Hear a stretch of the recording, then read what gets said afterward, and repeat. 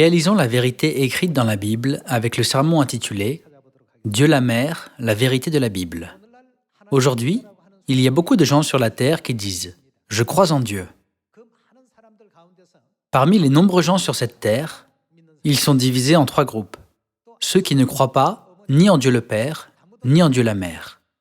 Ceux qui ne croient qu'en Dieu le Père, et ceux qui croient non seulement en Dieu le Père, mais aussi en Dieu la Mère. Parmi ces groupes de gens, qui recevra la bénédiction de régner dans le royaume des cieux que Dieu a préparé? Combien de dieux y a-t-il dans les 66 livres de la Bible? S'il y a Dieu le Père, ne devrait-il pas y avoir aussi Dieu la Mère? Nous avons besoin de poser une question à ce sujet.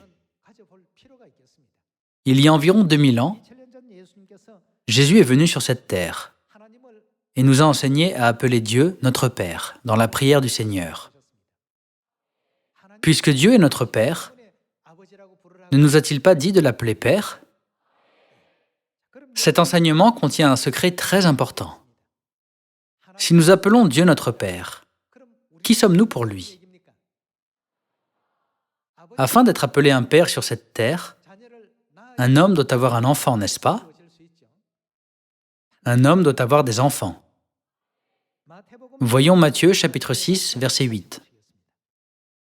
Ne leur ressemblez pas, car votre Père, qui est notre Père? Dieu est notre Père. Il sait de quoi vous avez besoin, avant que vous le lui demandiez.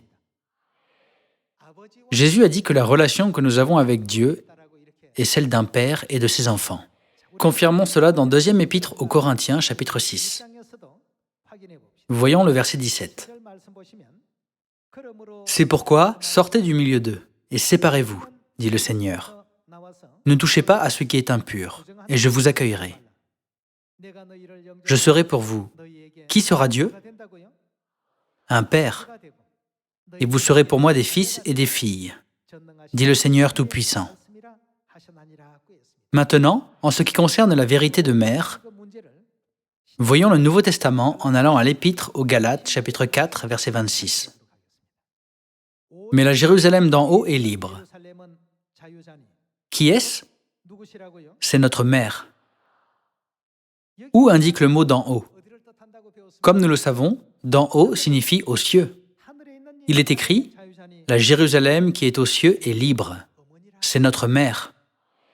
Frères et sœurs, la Bible nous enseigne que nous sommes les enfants de Dieu. Notre Père et notre Mère ne sont-ils pas ceux qui gouvernent tout l'univers infini? À cet égard, nous devons nous sentir honorés et fiers.